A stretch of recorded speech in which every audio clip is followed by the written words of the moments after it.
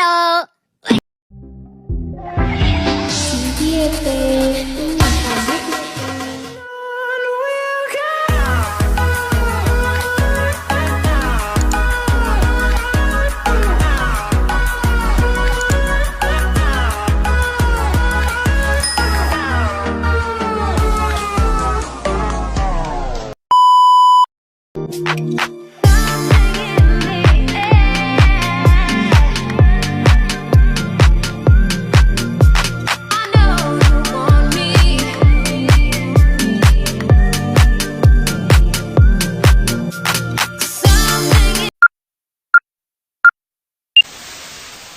Akan menjelaskan latar belakang dari revolusi Prancis.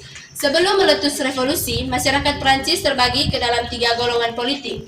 Yang pertama, golongan bangsawan kaya, yang kedua terdiri dari golongan gereja atau agamawan, dan ketiga meliputi sekitar 99% negara Prancis. Golongan ketiga ini pun dibagi ke dalam 3 bagian. Yang pertama, golongan menengah, yang kedua kaum buruh dan pekerja, yang ketiga golongan petani. Hak-hak politik dan hak-hak istimewa antar golongan tidak terbagi secara merata. Berbagai masalah pun muncul yang pada akhirnya timbullah gerakan revolusi Prancis. Terjadinya revolusi Prancis disebabkan oleh 3 faktor. Yang pertama, faktor ketidakadilan politik. Yang kedua, kekuasaan raja yang absolut. Yang ketiga, krisis ekonomi. Dan yang keempat, munculnya paham baru. Dalam bidang politik, kaum bangsawan memegang peranan yang sangat penting dalam bidang politik, sehingga segala sesuatunya ditentukan oleh bangsawan, sedangkan raja hanya mengesahkan saja. Sebab lain terjadinya revolusi Prancis adalah adanya krisis keuangan, kehidupan raja dan para bangsawan istana, serta permaisuri Louis XVI, yaitu Maria Antoinette, yang hidup dengan penuh kemewahan dan kemegahan. Kedua, saya akan menjelaskan kronologi revolusi Prancis. Untuk mengatasi krisis ekonomi, Raja memanggil Dewan Perwakilan Rakyat. Dewan ini ternyata tidak mampu mengatasi masalah sebab dalam sidang justru terjadi pertentangan mengenai hak suara. Golongan 1 dan 2 menghendaki tiap golongan memiliki 1 hak suara. Sementara golongan 3 menghendaki setiap wakil memiliki hak 1 suara.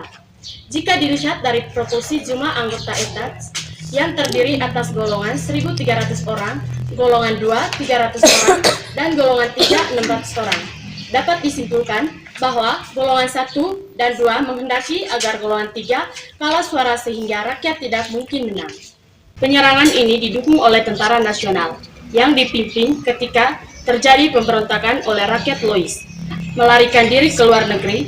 Kesempatan ini dipergunakan oleh rakyat untuk membentuk pemerintah baru yang didemokrasi.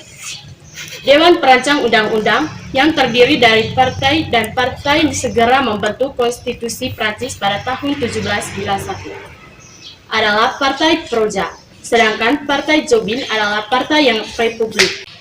Partai ini dipimpin oleh 3 sekalan, Robespierre, Marat, dan Danton. Pemerintahan republik pada tanggal 22 September 1792, Raja Louis dan istrinya dijatuhi hukuman pancung pada tanggal 22 Januari 1793 setelah Raja Louis dan istrinya dijatuh hukuman mati. Prancis pun mengalami berbagai jenis pemerintahan. Di antaranya, yang pertama, pemerintahan monarki konstitusional. Yang kedua, pemerintahan teror atau konvensi nasional. Yang ketiga, pemerintahan direktori atau direktorat. Yang keempat, pemerintahan konsultan. Yang kelima, masa pemerintah kaisar. Yang keenam, pemerintahan reaksioner rakyat. Yang ketiga, saya akan menjelaskan tentang tokoh-tokoh yang berperan dalam masa revolusi Prancis. Yang pertama adalah John Locke. Dengan karyanya yang berjudul Two Treatises of Government, ia mengumandangkan ajaran kedaulatan rakyat. Yang kedua adalah Montesquieu. Dengan karyanya L'Esprit des Lois atau Jiwa Undang-Undang. Dalam buku itu terdapat teorinya tentang trias politika, yakni tentang pemisahan kekuasaan antara legislatif atau pembuat undang-undang, eksekutif atau pelaksanaan undang-undang, dan yudikatif atau pengatur pengadilan segenap pelanggaran terhadap undang-undang yang berlaku. Hal ini semua dimaksudkan agar tidak terjadi sewenang-wenang. Yang ketiga adalah J.J. Rousseau. Dengan karyanya Du Kontrak Sosial atau Perjanjian Masyarakat, Rousseau mengatakan bahwa menurut kodratnya manusia sama dan merdeka. Setiap manusia pada prinsipnya sama dan merdeka dalam mengatur kehidupannya, kemudian membentuk semacam perjanjian sesama anggota masyarakat atau kontrak sosial. Melalui perjanjian bersama itu, dibentuk suatu badan yang diserahi kekuasaan untuk mengatur dan menyelenggarakan ketertiban masyarakat, yaitu pemerintah. Dengan demikian, kedaulatan sebenarnya bukan pada badan atau pemerintah, melainkan pada rakyat. Yang keempat, saya akan menjelaskan dampak dari segi politik, ekonomi, sosial budaya bagi perkembangan Eropa. Revolusi Prancis telah membawa pengaruh yang besar, baik dalam negeri maupun di luar negeri, yang meliputi bidang politik, ekonomi, dan sosial. Jiwa semangat dan nilai-nilai revolusi sudah tertanam secara luas dan mendalam di hati rakyat dengan semboyan kebebasan, persamaan, dan persaudaraan. Yang pertama, di bidang politik. Tampak jelas dengan meluasnya paham liberal di Spanyol, Italia, Jerman, Australia, dan Rusia. Rakyat menuntut agar kekuasaan raja dibatasi dengan undang-undang sehingga terbentuklah pemerintahan monarki konstitusional. Berkembangnya semangat nasionalisme. Hal ini muncul setelah Prancis menghadapi perang koalisi. Mereka menentang intervensi asing. Semangat ini juga menjalar ke negara-negara lain. Di samping itu juga berkembang paham demokrasi di kalangan rakyat. Mereka menuntut dibentuknya Dewan Perwakilan Rakyat, negara republik, dan sebagiannya. Yang kedua, di bidang ekonomi. Dihapuskan pajak feodal dan petani yang semula hanya sebagai penggarap tanah menjadi petani pemilik tanah sendiri.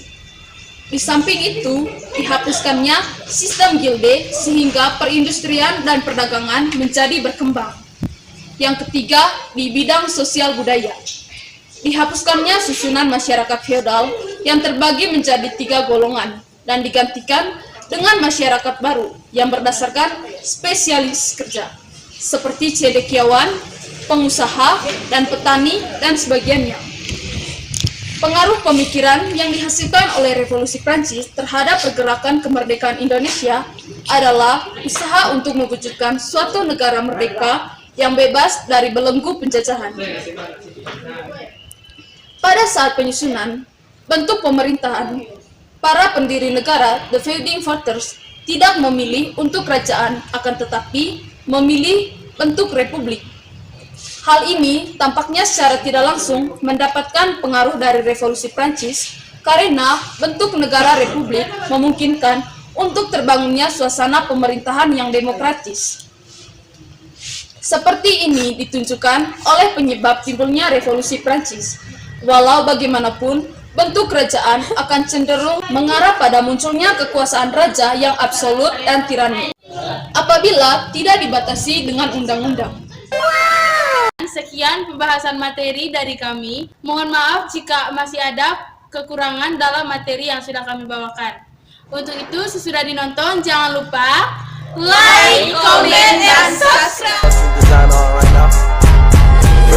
Bring it down, make